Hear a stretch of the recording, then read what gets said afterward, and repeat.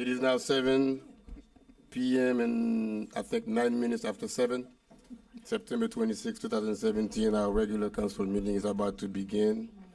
We will do so with roll call by Mr. Clerk, please. Mayor Joseph, Here. Vice Mayor Galvin, Here. Councilwoman Keys, Here. Councilman Bieneme, Here. Councilman Zume. Mayor, we have a quorum. Thank you. We'll proceed with the Pledge of Allegiance by our dear Officer James Stewart from NMPD.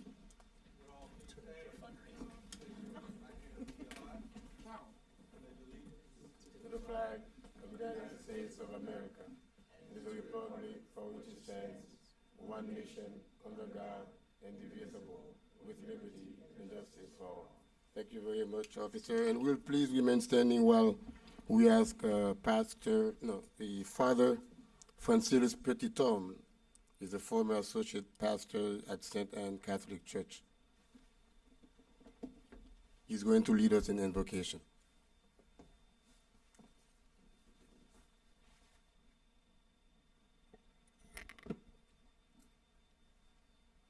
Good evening. I'm Father Francis Petitom. I'm from Haiti, but American citizen now. I've been a priest for 47 years. I worked 30 years in Haiti and 10 years in Florida. And now I'm retired in Fort Lauderdale. I'm very happy to be here tonight. And I can dedicate my time in prayer, meditation, and giving back up to activities of development in Haiti, especially in the little place where I took birth, Hobostick. So I'm really happy to be here, and I thank the mayor to have made me this great honor. So I'm going to pray with you to invoke the blessing of God on your so important work for the sons and daughters of God here in Dade County. In the name of the Father, and of the Son, of the Holy Spirit. Amen. God of power and might, creator of heaven and earth, we praise your name and give you thanks for your great glory. From the days of all, you have made manifest your love and mercy for humankind.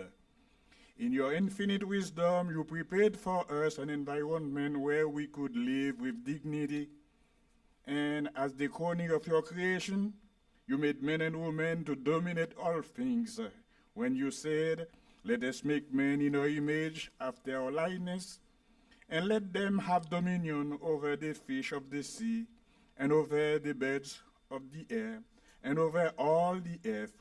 So you created us in your own image, male and female, and you created us. To make sure we would lord your creation according to your will, you sent us your only begotten Son to be our way, our truth, and our life. To his apostle, Jesus taught the way to use the power given to them, and he said, you know that those who are supposed to rule over the Gentiles lord it over them, and the great men exercise authority over them. But it shall not be so among you, but whoever would be great among you must be your servant, and whoever would be first among you must be slave of all. The Son of Man also came not to be served, but to serve and give his life as a ransom for many. O Lord, since you deign to share your power with your sons and daughters, you want them to serve your people in this county. You know that without you we can do nothing. We beg you then to send your Holy Spirit upon this assembly, upon each one of us, to make we see what you see, the way you see. Strengthen us, help us to follow the example of your beloved Son who died upon the cross for the salvation of all. We ask this through Christ our Lord. Amen. Amen. Thank you very much, Father. Everybody may be seated now.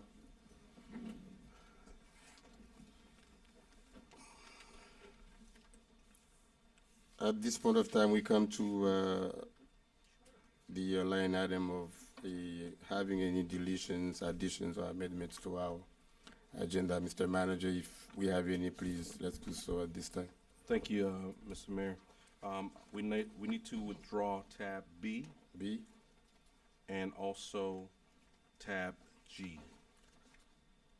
Say withdraw. Yes. why we withdrawing B? B, you said? Yes, sir. B and G. B and G, Like be good? basically. Do you want to be good tonight? All right. And we will, when we get into the hurricane preparedness, I'll get into the reason behind the withdrawal for tab. Okay. All right, that it shall be. Any other amendments or change to the agenda? That is it, sir. That's it, Mr. Attorney. So it is my understanding that the agenda is now set and we may proceed with the meeting. Yes, Mayor, the agenda is set. Thank you very much. We'll go downstairs, the whole council, and do a special, I think 2 or 3 special presentations and come back to the dais. Thank you.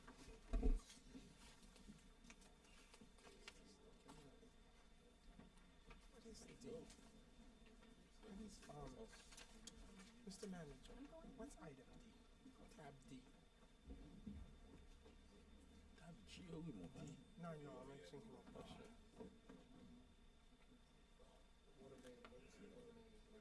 But what's the amount? Did we have it on the last one? Okay.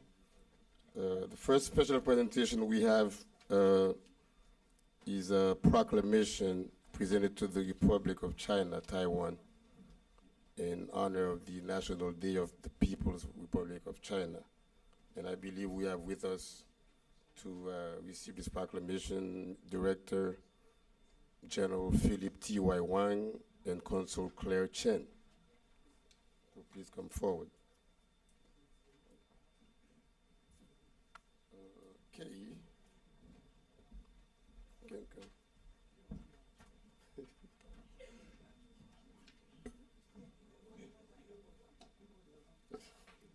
Nice to meet you. Clerical error. Hmm? It's a clerical error. It's Republic of China, not People's. People's is communist. No, that's okay. Yeah, the second part I said it, but it's okay. I'm sorry about that. Yeah, no problem. Now, another thing.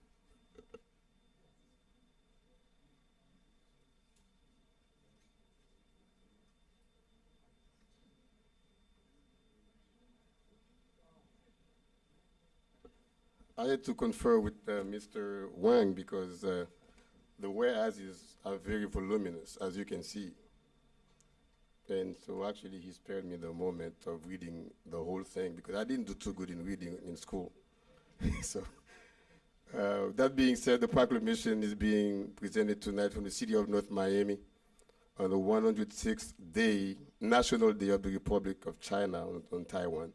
First whereas reads as follows: the Republic of China on Taiwan observes the 106th National Day on October 10th, 2017, and whereas since the establishment of the Taipei Economic and Cultural Office in Miami in 1988, and the consequent establishment of the sister state relations between the province of Taiwan, of the Republic of China, and the state of Florida of the United States of America in 1992 in Taipei Economic and Cultural Office in Miami, has spared no efforts in the promotion of bilateral economic and cultural relationships. Now I will jump all the way to the last one, whereas Taiwan became the 10th largest trading partner of the United States of America in 2016, being the 7th largest export destination of United States agricultural goods in 2016. Taiwan is also a significant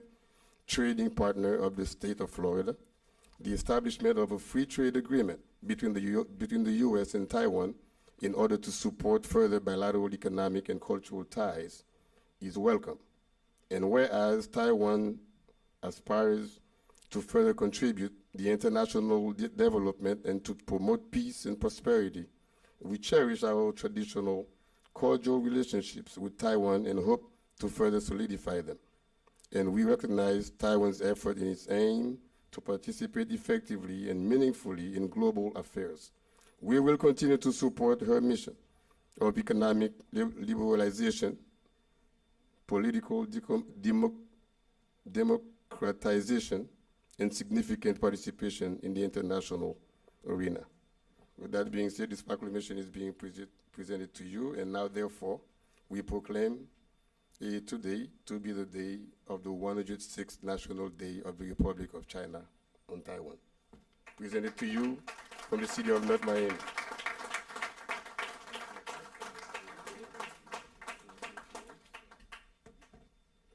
Honorable Mayor Joseph, Honorable City Council members, distinguished guests, ladies and gentlemen, it is a great pleasure and honor to receive this.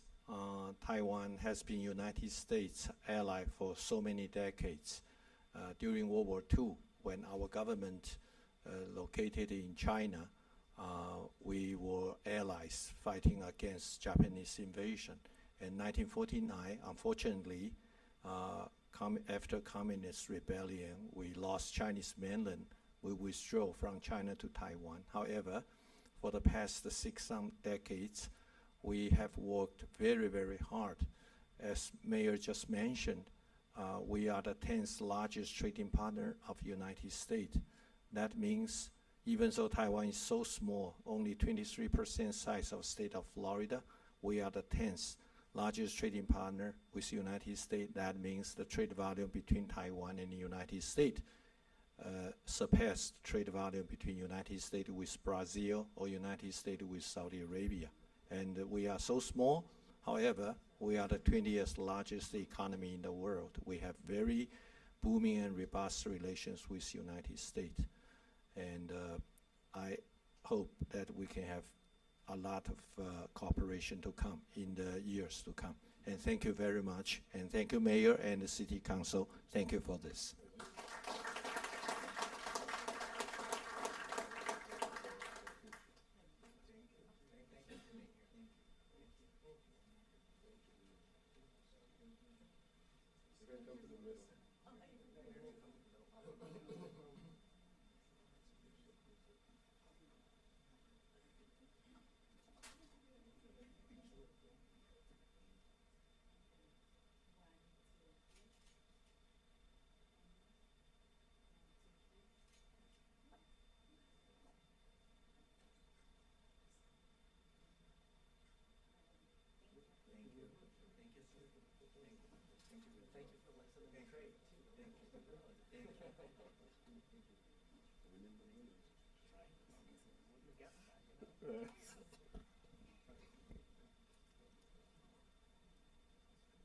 Okay.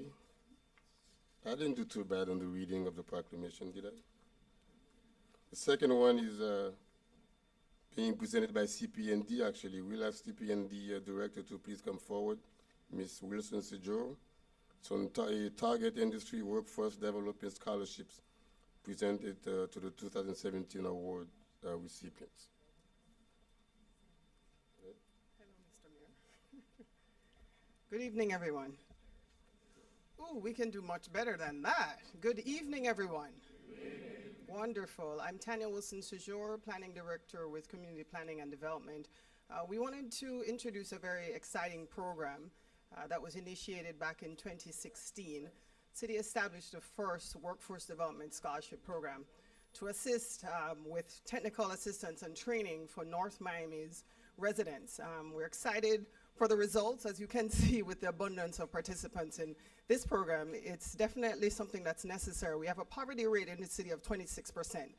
Every time I have an opportunity to talk about it, I echo that sentiment because we have an affordable housing crisis in the city, but the flip side of that coin is that we also have an unemployment crisis. So we have a workforce crisis in the city. So there's been a push and a focus from management to encourage workforce development and to provide skill training in target industries to help to fortify North Miami's residents and give them opportunities for wealth building. So I'm going to allow Sam Blatt, our Economic Development Manager, just to talk a little bit more about the program, the successes we've had in pairing technology and training and high-skill jobs with North Miami's residents. Go ahead, Sam. All right, hello. I'm Sam Blatt, Economic Development Manager for the city. Tanya laid out the reason why we did this program. And so what we did was we had the $50,000 through CDBG that we put towards this Target Industry Workforce Development Scholarship. And it actually kills two birds with one stone, so to speak. It's helping promote target industries, which are those target industries are those high demand, high paying, high skilled jobs that are going to be leading the 21st century. And it's also helping, we specifically targeted North Miami residents of low income per HUD guidelines. So they were people who were motivated and really could benefit the most from the scholarship. And these are three of our participants here. We've got Jason Martinez. He went to WinCode Academy, which is a really innovative coding school down in Wynwood. And he actually just got a job recently at Wix.com. So he's a graduate and a success story. We have, yeah. And then we have Johnny Martineau, and he's with Apex Training Center, and he's getting his certification in HVAC and electrical work. And then, yep. And then Evans Etienne, he's also working at Apex Training, and they both plan on becoming licensed electricians and HVAC technicians here very soon. So I'm very proud of them, and they've done really good work. So.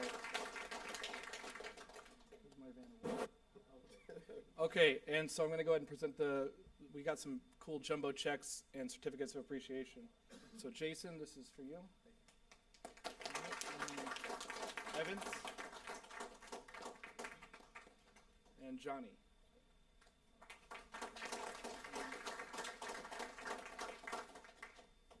And these are our jumbo checks. 75,000? 15,000?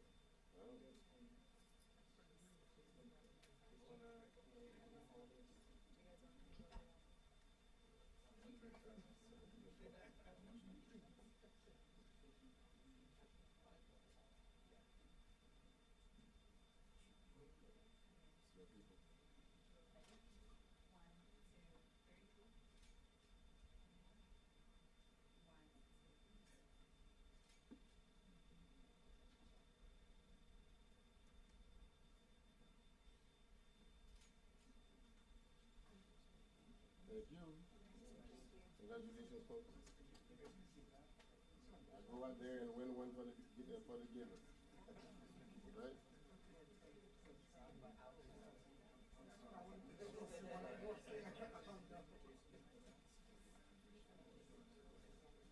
Go right there and win one for the giver.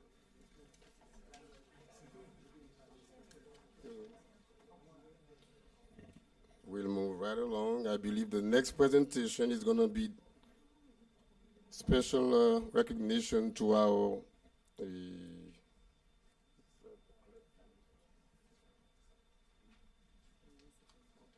newly certified municipal clerk. But first, before I do this, I would be remiss if I didn't mention the fact that in North Miami, we have to give ourselves a patting on the back. Because whatever you see that just happened here, we are the only municipality in Miami. Well, I thought it was in Miami-Dade County, but I was just told by my CP&D director that we are the only municipality in the entire state allocating those kind of funding for these kind of programs. A couple of months ago, CP&D director and I, we were thank you very much. We were in a meeting with Dr. Carson, for the roundtable discussion, and pretty much the message that was sent to us was that there would not be any HUD money for the 17-18, if any. So, but we do the best we can with whatever we have. Back in the days, we used to get about over $2 million from the federal government, for our HUD housing programs, but now I believe it's less than 600,000 or 700, and much less than that from the state of Florida. So we have to make do from our general fund, and because if you look at our demographics, the numbers don't look too good for us for the city of North Miami. Our poverty level is, I believe, it's like 26%, which is higher than than than my immediate county, and of course higher than the national average. So in our education level is kind of low. The percentage of people with a bachelor degree, with a PhD, with a doctorate degree is very low. So we have a lot of people with a low income bracket. So it behooves us as a local government to do whatever we can to see to it that these people have a fair share in the American dream, and that's why we do what we do in the city of North Miami. Thank you very much. And now the certification is being given to our dear Mr. Rafael Padron. But before we give it to Mr. Padron, I would like to give a big kudos to our elected clerk, Mr. Esquire Michael Etienne. He like when I say elected clerk, because he wasn't appointed. He was elected by the people, for the people, right? That's correct, man. So I must tell you that you bring a big revolution to this department, and you have empowered so many of your employees, so many of your assistants, and I really don't have the proper word now to really describe your character, your personality in that department. But the only thing that I can say, just keep doing what you're doing, and maybe one day you'll become our governor. Thank you, man.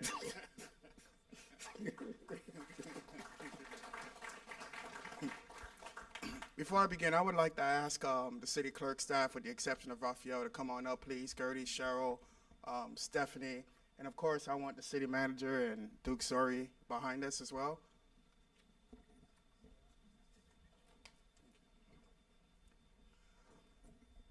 We're missing one, aren't we? Oh. There to go.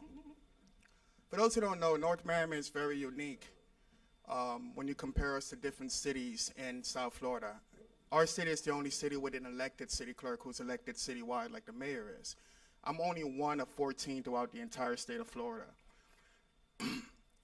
When I was elected 2011, I was able to build on something that our former city clerk left behind, and that's Alex Desime. I think a lot of times credit isn't given to the individuals who were there before us, who helped lay the foundation down. But before we got there, before Alex started this, and I continued on his work when he resigned to run for something else, Alex's focus and vision was to empower that office, to put people in that department that was competent, individuals who can modernize the clerk's office.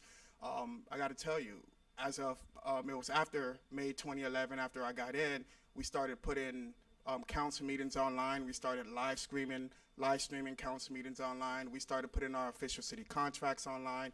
We started putting all of our public records online. We completely renovated and modernized that clerk's department. And it couldn't be done without the appropriate staff. Like the mayor just indicated, I had no choice but to empower certain competent staff members, because that department would have failed without the competent people running that department, the individuals who are competent with IT matters, the ones who were very good with the people that came there to get services. And one of the staff members is, believe it or not, we grew up a block and a half away from each other. We literally grew up on the same avenue, which is 10th Avenue. He went to William Jennings Bryan Elementary School. I went to William Jennings Bryan Elementary School. He joins the lifelong North Miami residents like Councilman Galvin, people who've been here for a while, for example, like Duke Sori, like Alex Desime, like Ernie, like Jariga, like Page. Yeah, like Councilwoman Keys, that's correct. So these are, and then even the mayor, when I was a kid and I was hit by a car, when I was about 9, 10 years old, believe it or not, where the Mayo Clinic is located, that's where my parents took me to get treatment when I was hit by a car. So these are people who actually have roots here in our city, and they care enough about our city. So I'm going to go ahead and explain to you the type of certification Raphael is getting. The International Institute of Municipal Clerks, IIMC, is a professional nonprofit association that promotes continuing education and certification through universities and college-based institutions. Founded in 1947, the International Institute of Municipal Clerks is the leading professional association serving the needs of municipal clerks and other allied associations from cities and towns worldwide. The municipal clerk is the oldest of public servants' jobs in local government, along with tax collectors. The profession traces back before biblical times, and that's your clerk. IIMC primary goal is to actively promote the continuing education and professional development of municipal clerks through extensive education programs, certifications, publications, networking, and annual conferences and researches. The CMC designation, which is a Certified Municipal Clerk designation, its program is designed to enhance the job performance of the clerk in small and large municipalities. And to earn the CMC designation, a municipal clerk must attend extensive education training programs, which last over 2 to 3 years. And the designation also requires pertinent experience in a municipality. Ladies and gentlemen, I would like to inform you as of today that the individual, Rafael Patron, has earned the prestigious Certified Municipal Clerk designation from the Institute of Municipal Clerks. Please come on up with your family. Green, come on. Rafael is coming up with his family members. I'm going to let him say a few words, and then the mayor is going to officially present him the plaque. And then one more thing. Again, Rafael is a lifelong resident here. A lot of people, when they get this certification, he can now become a city clerk anywhere in the world. But he is not shopping his resume around. He's going to keep his talents right here in the city of North Miami. And that is why it's good to invest in our employees, because he lives here, he pays his bills here, he shops here, he canvass here, his entire life is here. He's even a volunteer member of the Friends of the Library. So I'm going to let him say a few words, and then the mayor is going to officially present the plaque to him. Go ahead. Thank you, Michael, for the opportunity to speak and for helping me obtain this certification. I have lived in North Miami my whole life. I've gone to almost all the schools here in North Miami. My whole family lives here. I have a lot of pride in our city. It's very difficult to walk around and find someone that has as much pride as, I don't want to say as I have, but I'm very proud to be a North Miami resident and to work for the city of North Miami and to positively influence what goes on in our city. Thank you.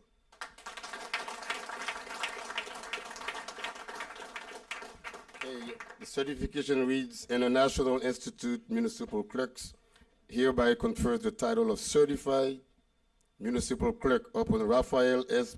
Pedron, CMC, who has completed the requirements prescribed by the International Institute of Municipal Clerks for certification. Certified this 22nd day of August, 2017. Signed by Smith Joseph. No.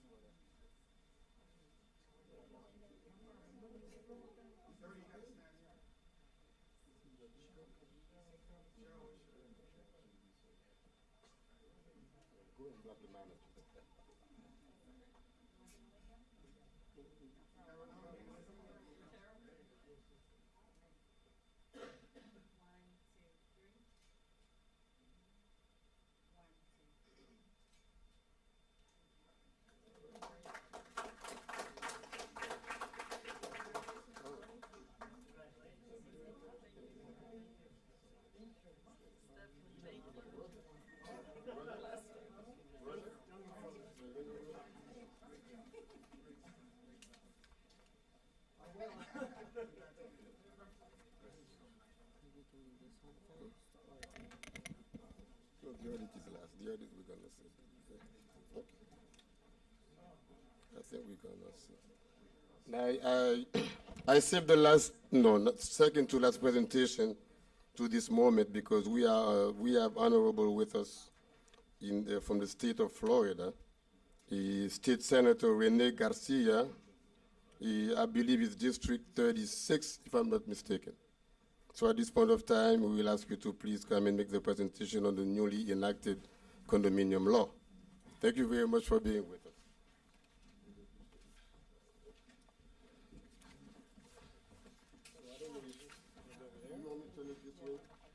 No, stay the audience.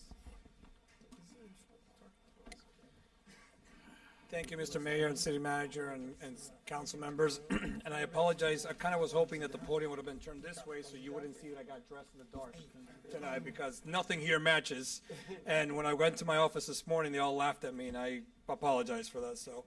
But it is what it is. But Mr. Mayor, today I'm here to talk about Senate Bill 1237, and 1237 has to do with the condominium reform laws that we passed this past session. And the reason we did this is because I really thought that the problem with the condominiums was something was very localized to the district in Northwest Miami-Dade County, and particularly Hialeah. And when we started digging into this, we realized that it wasn't just a parochial problem. It wasn't only a county problem. It was a problem that was statewide. And the abuses were extreme. We were seeing that a lot of our condominium associations, not all, but a lot of our condominium associations are being run as micro dictatorships almost, where residents did not have a voice. And unfortunately, what happened with the law that we had in the books was even though that all these illegal activities that were happening within our condominium associations were illegal in the real world, they were never attached to the criminal code. And this year, along with Jose Felix Diaz and Senator Daphne Campbell, we worked together in trying to get a bill that will address these issues. And I won't go through the whole caveat, the whole bill itself, but at least I just want the residents of North Miami and for you all to understand that things that were happening before, the embezzlement of funds, forging ballots, kickbacks, all those activities which were happening in our condominium associations are now going to be listed as a third-degree felony in the state of Florida. So that gives a lot of our residents some relief. Also, when it comes to the official records, we heard one of the biggest problems that we have in our associations, or the residents were having, was not having the access to review the documents, not only the bylaws, but contractual agreements between the association and their providers. And what we did with this bill is that we ensured that all documents have to be displayed, that they cannot withhold any documentation from any of the residents. To the point where if you have a condominium association or condominium that has more than 150 units, they will have to put all their documents online by next year. It's not going to happen now, but by next year they have to put it online. And the reason we use the 150 threshold is because that was a number that was that we kind of agreed to in the legislature to try to see what the process was, how much it was going to cost. So then the following year we can try to get all the condominiums to put them online. That means that, but even those condominiums that do not have 150 or more, they can still ask for the documentation. However, if they do not get the documentation back from the association, they can go to DBPR, and DBPR is mandated to request it from the association and then itself return to the give it to the owners. Also, again, we stated conflicts of interest. We try to eliminate those conflicts of interest. So any association, a board member cannot have any affiliation, any business relationship with anyone doing business with the association itself. That in itself is a reportable offense that can be reported to the state attorney, to DBPR, or even to you all. So you can report that and get that moving forward. One of the other things, a big interest, when we talked about term limits, financial reports, that all has to be reported. We will have access to know what banking institution these associations are doing business with, because before that was all, we had no idea where it was at, even though the DBPR was supposed to get all this information, but it was never a criminal component of it, so some of them did not report. And also, there's issues with arbitration and recalls and so forth, but the other big one is debit cards. The association now is completely illegal to have any of the members of the association to have a debit card in their possession. They can use credit cards, but they cannot have debit cards. And obviously, because credit cards, it's harder to take cash out and get money out and use that for other events. So, Mr. Mayor and City Council members, those are the highlights of the bill. I have left a couple of copies of the actual bill itself. So for the residents, if they want to get them or if they need any more, so they can post them on their associations and be vigilant. Our phone number is on here as well. So if you have any questions, you want to call our office. And if you have any problems, the state attorney is going to be working together with DBPR and the Dade County Police Department. And I hope with the city of North Miami to work in collaboration to try to bring an end to all this malfeasance that's been happening within our associations. And we have a long way to go, Mr. Mayor. It's not gonna, this isn't the answer to everything. We still have a long way to go, and a lot of residents are still saying, well, why doesn't my police department know that this happened? Well, it just happened in June, became effective in July 1st. It's gonna take some time for all of us to know, to get the information out there and do the marketing campaigns so our residents and our police departments know that this bill is in effect, and this is why I'm here today, to make sure that you all know that it's happening here. And if you have any questions, I'm be more than happy to answer any of them if I can. Thank you very much, Mr. Senator. I must tell you, this is a very, very, very important law, okay? And the condominiums, as you stated earlier, have been operated by dictatorship kind of system, totalitarian, whatever they tell the residents, that's what's done. And so this really actually hits home, and I'm sure that a lot of us will be benefiting from this type of legislation. So if maybe we can entertain one or two questions. Yeah, I would just like to thank you, because this has been happening for so many years, and we have so many condominiums in our city that are affected by poor management and this dictatorship form of government, and our poor residents are just suffering terribly because of money that was pilfered, mismanaged, and you just could not get a hold of the records. So thank you. This is really important. Thank you very much. One last thing, don't forget the session starts early this year. We're starting now in October, so just remember that, Mr. Manager. And let's try to get all of our requests in early this year, because the budget is looking a little shaky. So get that done. I got you. Take care, Mr. Manager, Mr. Mayor. Thank you. God bless you all. Thanks. You will hear from Mr. Book. And you. And our last, but not least presentation, as you know, as a city council and both as administration also. We have a lot of people whom we have hired. Sometimes we don't want to hire them, but they have to keep us honest. So that's why we have an auditing group here. I believe I see Mr. Pierre Carnel is ready to present, do the comprehensive annual financial report, the CAFA report, by RSM US LLP, which is a consulting group that we have engaged to do those kind of audits for us. Thank you very much. Good evening, Mayor, Council. Miguel Augustin, Finance Director. Just wanted to introduce the auditors, RSM McGladrey, RSM US, as well as Mr. Pierre Canel. They performed the audit for the fiscal year ended September 30th, 2016, and they will be presenting the report in summary as tonight for you. Thank you. We'll try to summarize it as much as we can, right? Thank you, Miguel. Honorable Mayor, Vice Mayor, Council members, good afternoon, good evening. I'm Donovan McGinley, partner with RSM, and as Miguel indicated, we were engaged and we did perform the audit for the year ended September 30th, 2016. Before I continue, I'd like other key members of the engagement team to introduce themselves, just for the record. Anil Harris, Senior Manager with RSM. Alan Pierre Canel from Pierre Canel and Associates. Thank you. So we'll be very brief and more so allow for many questions as you feel appropriate. As I indicated, we were engaged to do the audit. We have performed the audit and we have issued a report, which is the objective of our audit. Our report's dated June 30th, 2017, on the 2016 financial statements and the CAFR, as Mr. Mayor, as you mentioned. Just some brief points under our professional standards, and we'll talk a little bit about some of the couple of the key points in the financial statements, and then again have questions, entertain questions as you do feel appropriate. During the year, the city adopted one new pronouncement.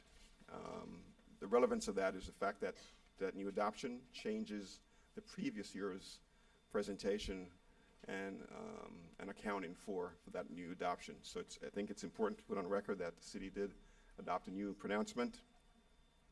Audit adjustments. In your packet, you'll see the extent of audit adjustments that were performed after the close of the books and records of the city. That's, again, a relevant thing, so you can have an appreciation as to what the adjustments were and the magnitude of such adjustments.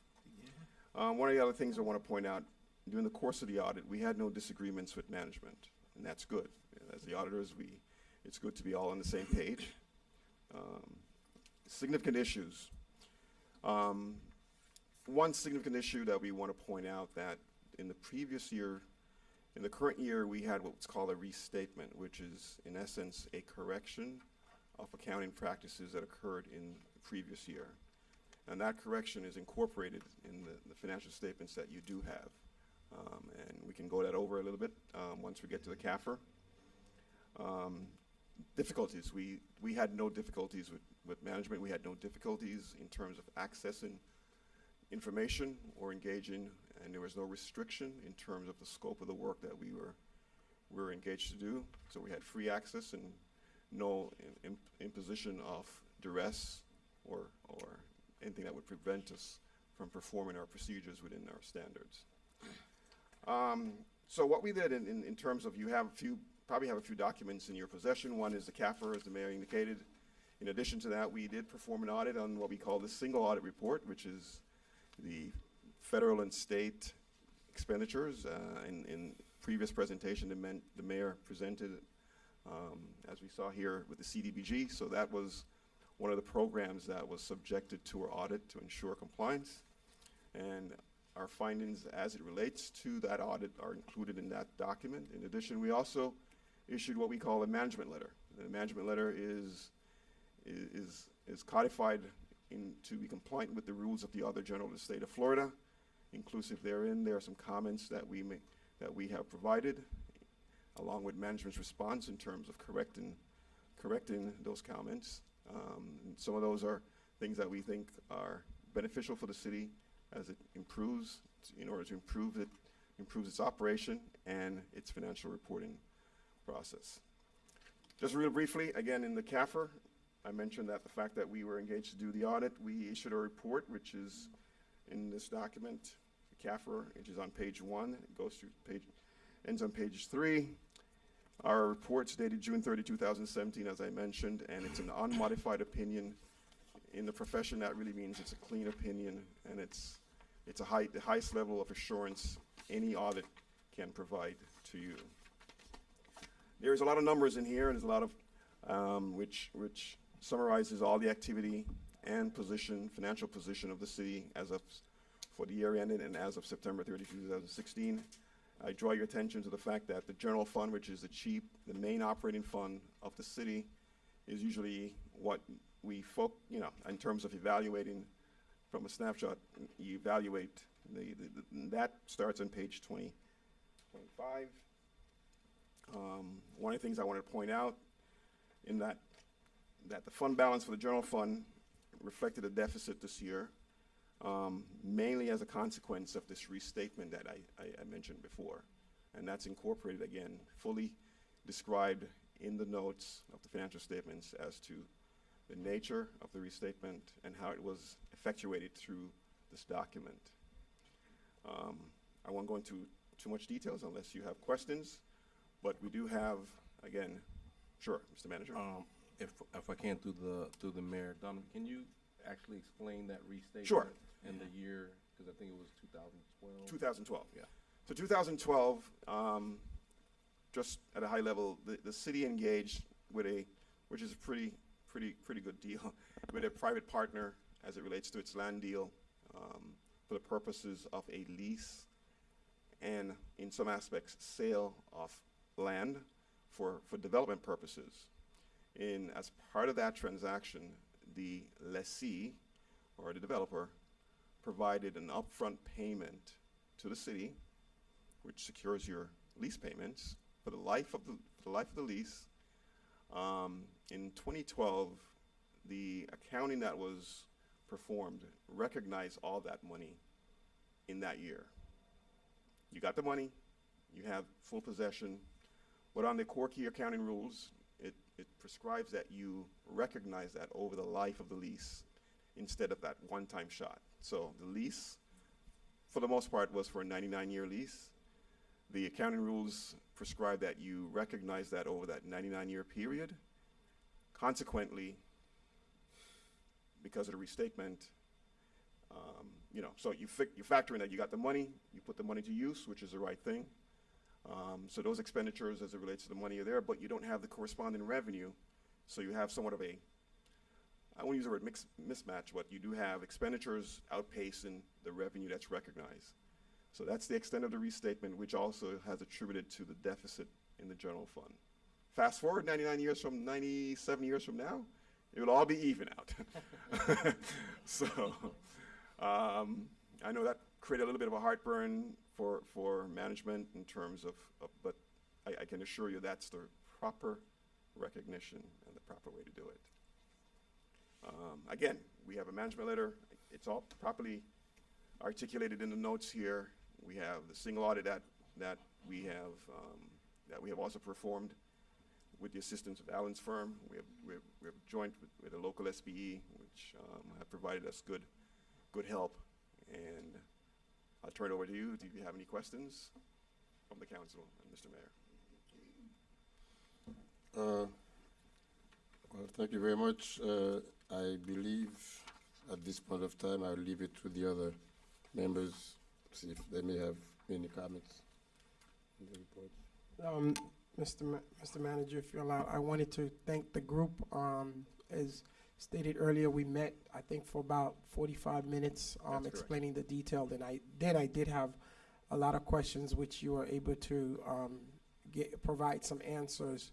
But I do want you to clarify when you do say you and management, there was no disagreement, no agree, but please let the public know as the accountant, as the auditing firm, yes, you are there to ensure not to work, because someone out there listening to that, and I think you had clarified that very eloquently during our meeting. Yeah. They are the check and balance of the finance department. So it's not that whatever the finance department says, it's not that they agree, unless otherwise, if you do find something that is wrong, you do bring it to their attention to accurate that matter. Yeah. Okay. Yeah, that's correct, Councilman. Through the mayor, yes, you're correct. So our role is completely independent of management. Now, we work hand in hand because one of the things that they do, they are the custodian and the oversight of the body of information, and our role is to independently, let's use the word, you use your words, checks and balances to ensure that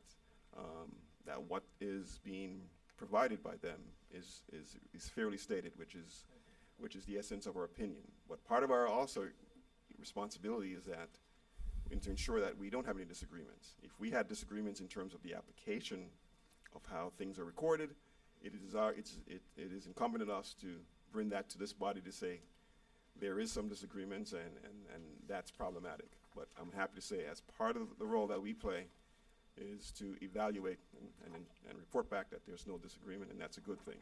But our role is independent, and we do our work as it relates, as promulgated by our professional standards. Thank you very much. And well, that's exactly what the reason why I stated at the time that I introduced you guys. You guys are here pretty much as sentinel to keep management honest. That's correct.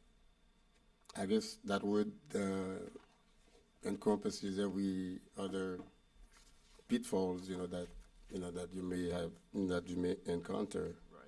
Being because one of the main issues that you and I discussed during our meeting was keeping up with our contracts, the contract that we put out, the people who owe us money, money that is not being collected, and contracts that are signed that were not supposed to be signed, and contracts that are signed and not being enforced. As a matter of fact, we had to deal with one of them today. That happened 9 years ago. I'm not going to open any can of worms tonight, but if there is no more comment, we'll move to the next presentation. Thank you. Thank you very much. Typically, we would reserve any reports at the end, toward the end of the meeting after citizen forum, but I don't think it's fair. It would be fair for the city of North Miami residents, all of you who pay taxes, to leave the report of post-Irma, recovery efforts that are being made. I think it's fair for us to present what's being done and how it happened and what we're going to be doing for the next maybe couple of weeks or so. And I think the people of North Miami need to hear and know what we are doing. Because later on, some of them may be gone, and people who are watching on TV or website, they may fall asleep later on. So, Mr. Manager, you have the mic. Let the people know what you've been doing with our city for the past 2 weeks. 3 weeks, sir. 3 weeks. Thank you. Through the mayor, I want to kind of go back in time and acknowledge a lot of efforts that we put in. I think about 3 weeks ago we began our preparation for Hurricane Irma, which involved every single department and specifically led by our emergency management team, led by Commander Brinson, who has come and presented before this board a number of times. That involved getting the city locked down and getting information to the citizens and preparing for the storm.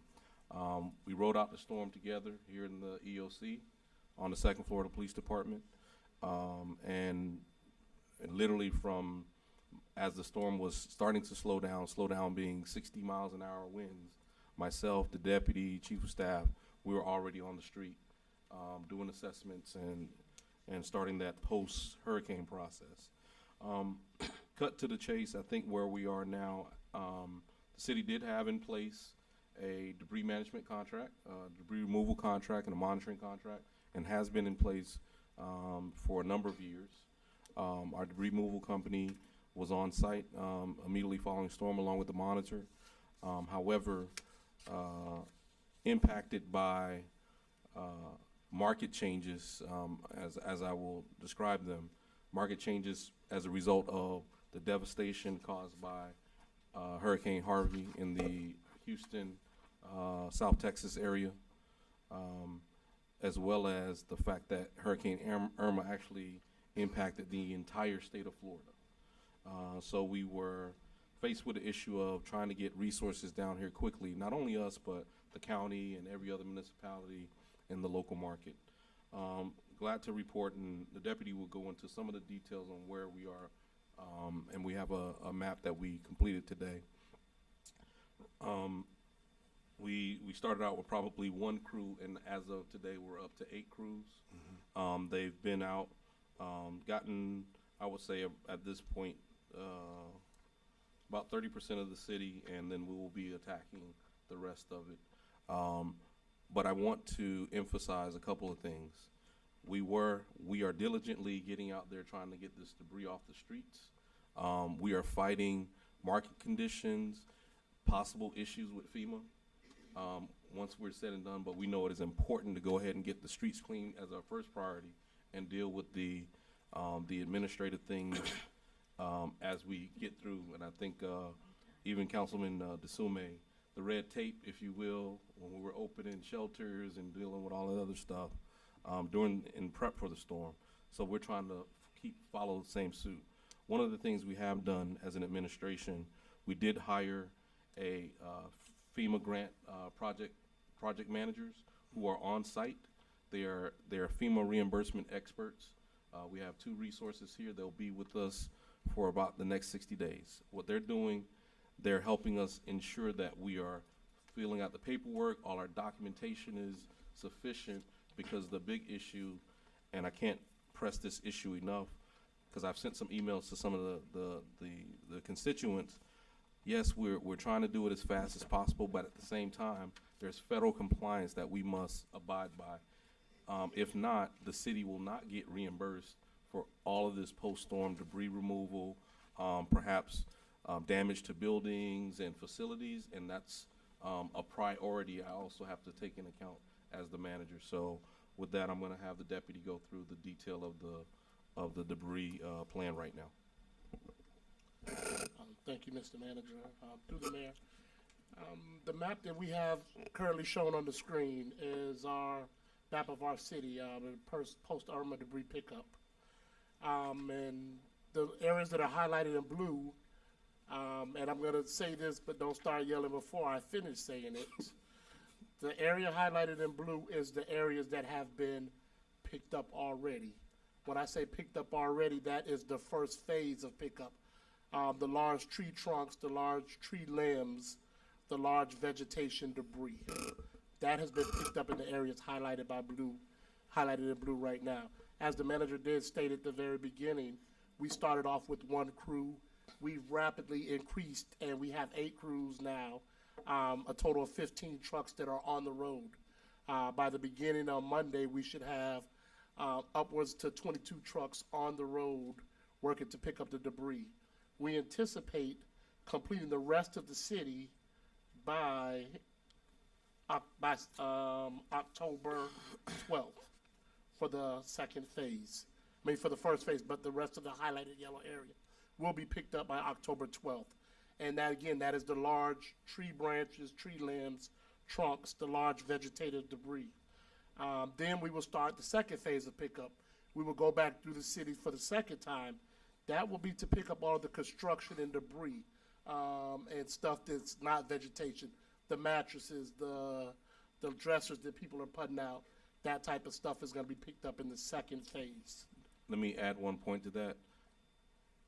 That is being done in conjunction with our solid waste vendor. So Waste Pro is actually out doing their bulk pickup, but they're focusing right now on as much of the construction debris and the big items as possible. So it's not that we will wait till that exact day to start, but it is going simultaneously. So just want to put that on record. Once we do make it through the 12th, then we will start our third phase, which is the loose debris, the leaves, the small limbs, some of the stuff that's left on the ground that's in your swale areas that you're like, oh, they didn't do a good job cleaning it up. To do the third phase, we've been working with CareerSource, and we're looking to get a grant, to secure a grant that will put 100 workers, will be literally ground troops, to go down each street and let's clean up all the leaves and the loose debris through the streets. We'll have, that grant I think runs 100 workers we'll have for a total of 4 weeks, and then we'll have 50 for an additional, I think, 4 weeks, 50 workers. We've had 2 conference calls already. We have a follow-up conference call on the grant tomorrow morning, and that is with CareerSource, and that's being headed by Sam Blatt. We are working with DRC. Mr. Mark Stafford from DRC is here today, and he's, coordinating our efforts at the high school for the cleanup. We're working with Mr. Stafford under the conditions, but again, as the manager said, with all the other hurricanes, it has been a struggle to get vehicles. We're up to 15. We anticipate being up to upwards of 22 vehicles by the beginning of next week. Mr. Stafford is here. If you have any questions for him, if not, I can go into the second phase, which is some of the trees that are on people's properties that come from the swale area. We can listen to Mr. Stafford. After Mr. Stafford, I'll ask you my question. Briefly, that is.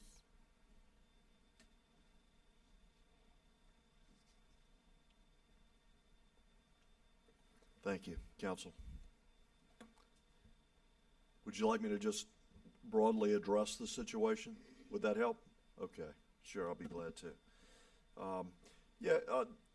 Because of the market conditions, there was a slow start, very slow the first week, but I'm happy to say that we have increased and increasing proportions. We've got right now 6 of the double self-loading vehicles working, and I'm going to add another one tomorrow or the next day. I'm waiting for the last one to come in. These are highly productive vehicles that have ramped up our pace of productivity considerably after the first week. So we're doing about 5,000 cubic yards a day, roughly, and I anticipate that to even jump higher, closer to 7,000 cubic yards a day. At that pace, we'll meet the schedule that was just outlined for you pretty easily. In addition, I'm bringing on as many locals as I can that are qualified. I've met with two gentlemen last week and put them on. Tomorrow morning, I'm going to meet with 3 more businessmen here in the city, and I'd like to add them to our troops, put them on the street, and hopefully we'll see a lot of rapid improvement here.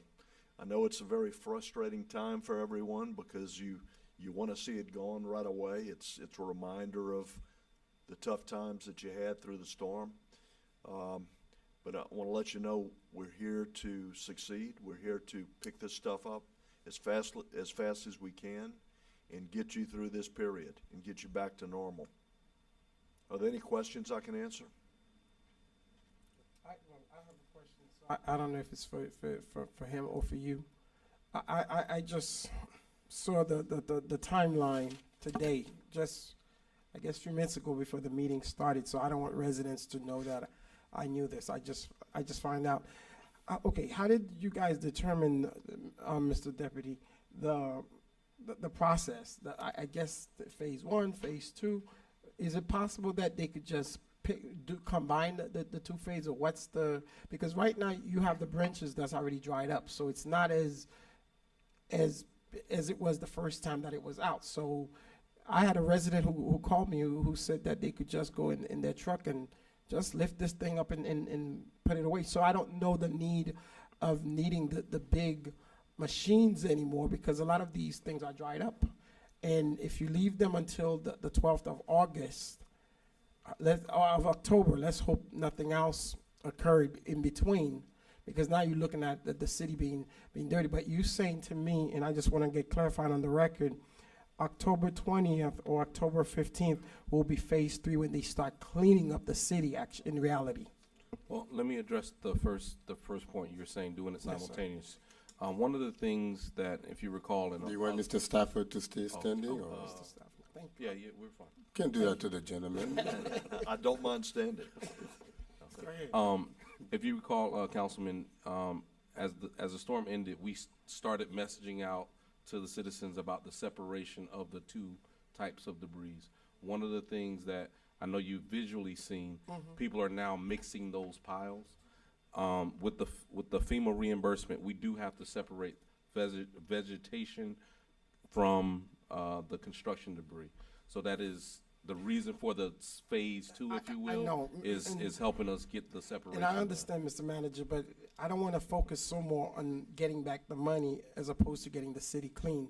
So is there a way that we could find out? Is there a truck or somebody that could go with them that could just move out these things? Because we did what we needed to do. I thought we did pretty well, and we had that conversation about the pre and during the storm. But after the storm, we had folks that was putting up mattresses and everything as we go along. But was that anticipated, or that was not part of the plan? Is that why? It was anticipated, and the reason why we started messaging out to the citizens, hey, don't mix the vegetation with this.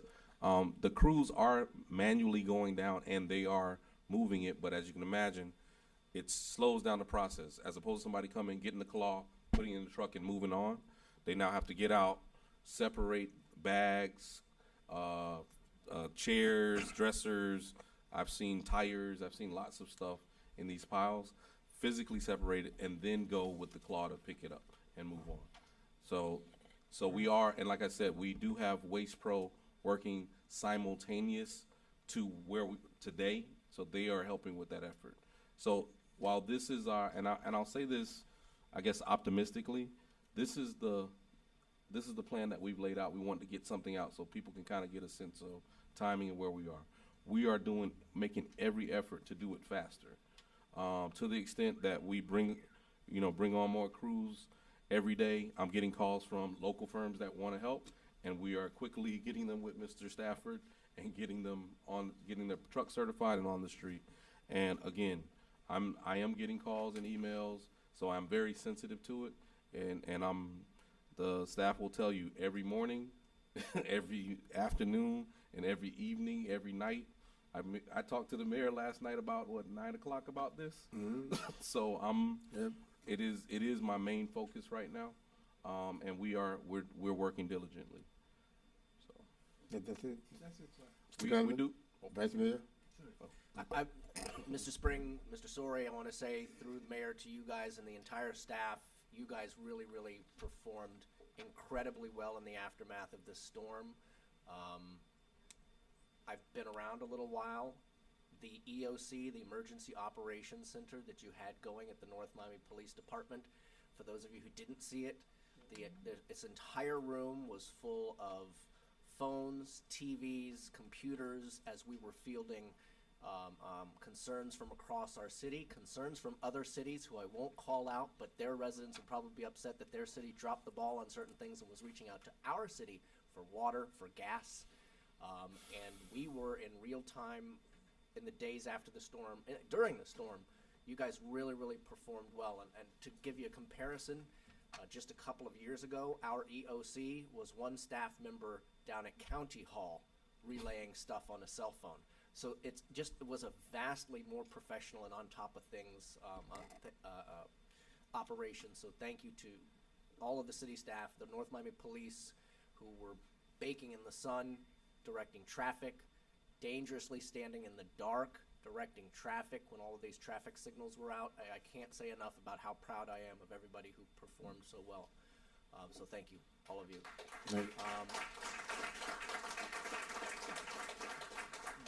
The map that we're about to put out, because this map you just showed is going to be an e-blast I send out, are we confident that that is accurate? Because my people will pick out a flaw. If we highlighted the wrong street or something, they're going to be like, it says I was picked up, but I wasn't picked up. You feel confident that Yes, phase one, yes, but jokingly, Whistler's job depends on it being accurate.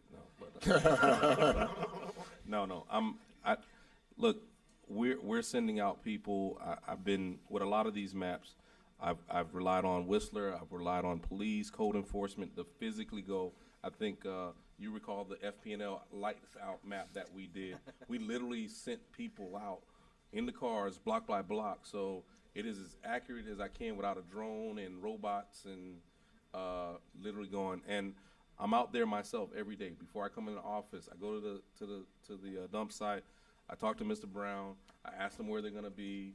I've caught them a couple times where they weren't exactly where they were, but we worked it out. So we're working on it. So, but and we'll update it as we go too.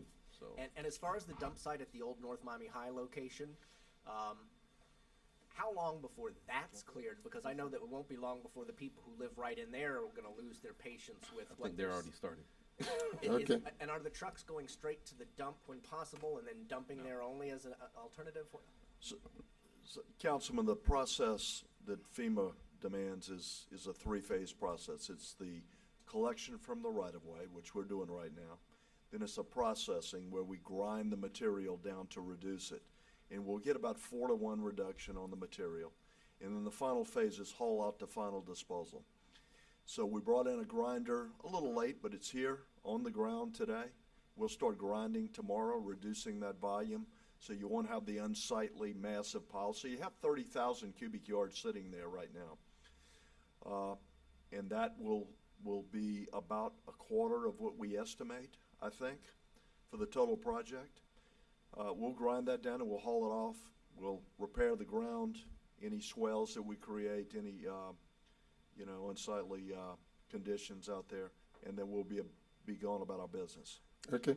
And we are still advising, and I'm sorry, Mr. Mayor, I think my last question. We are still advising residents to make sure they separate their bulk from every day. Okay. Just making sure. That's important. That, so. Yeah, very.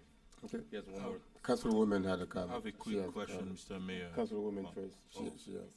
I don't want to be redundant, but I'm going to echo everything Councilman Gowan said. I want to thank our management, police department, public works, parks department, and all of the staff. They were here 24/7 around the clock before, during, and after. We had an email chain going well past the storm.